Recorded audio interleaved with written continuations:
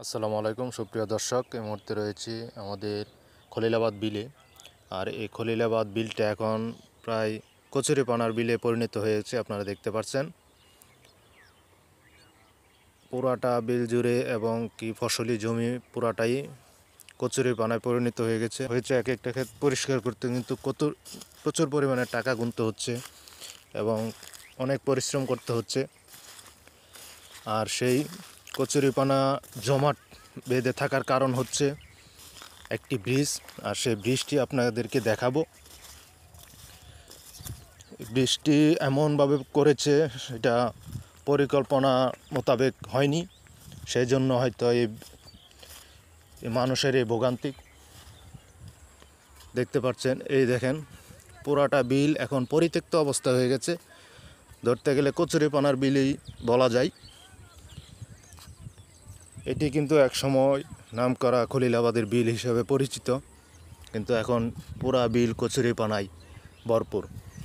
আর সেই কচুরিপানায় ভরপুর থাকার কারণ হচ্ছে এর সাথে কচুরিপানাটি বের হতে পারেনি। আর এই হচ্ছে সেই কচুরিপানা জমাট বেঁধার কারণ হচ্ছে এই ছোট্ট একটি ব্রিজ। এটিকে কালভার্ট বলা হয়, ছোট, কিন্তু সেই কালভার্টটা করার কারণে যেমন উপকৃত হয়েছে মানুষ, ঠিক তেমনি কিন্তু মানুষের ক্ষতিও হয়েছে। দেখেন এই ছোট্ট একটি কালভার্ট, সেই কালভার্টের মধ্যে কিন্তু এই দেখেন মাঝখানে একটি ফাউন্ডেশন দেওয়া হয়েছে।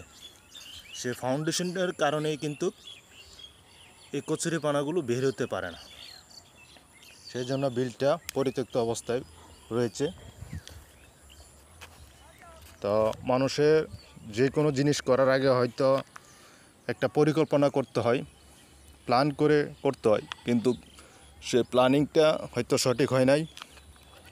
এরকম হবে, এরকম কচুরিপানা জমাট বেঁধে থাকবে, হয়তো তারা এটা তাদের মাথায় আসে নাই। এখন মানুষের প্রতি কানি জমি পরিষ্কার করতে 5 থেকে 6 হাজার টাকা গুনতে হচ্ছে, তারপর এই ফসলি জমিগুলো উদ্ধার করে ফসল করতে হচ্ছে। তো সেই জন্য দর্শক, ভিডিওটি ভালো লাগলে অবশ্যই লাইক কমেন্ট শেয়ার করবেন। এটি হচ্ছে খলিলাবাদ বিল, এটি হচ্ছে এদিক দিয়ে হচ্ছে খলিলাবাদ গ্রাম, এই খলিলাবাদ গ্রাম। আর ওই দিকে হচ্ছে টকিপোড়া, আবার এইদিকে হচ্ছে পলাশতুলি, এইদিকে হচ্ছে সাঁসিয়ামারা। ঠিক আছে, এই 3-4টা গ্রামের মধ্যখানে এই বিলটি রয়েছে।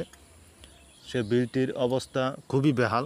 এই ব্রিজটা যাতে সংস্কার করা হয়, ব্রিজটা মাঝখানের যে ফাউন্ডেশনটা দিয়েছে, মাঝখানের ফাউন্ডেশনটা সরাইতে পারলে কিন্তু এই ভোগান্তি মানুষের হতো না, ফসলি জমিগুলো নষ্ট হতো না। তো সেই জন্য আপনারা সবাই ভিডিওটি শেয়ার করবেন, যাতে প্রশাসনের কাছে পৌঁছে এটার কোনো একটা সুষ্ঠুভাবে এটার ব্যবস্থা নিতে পারে।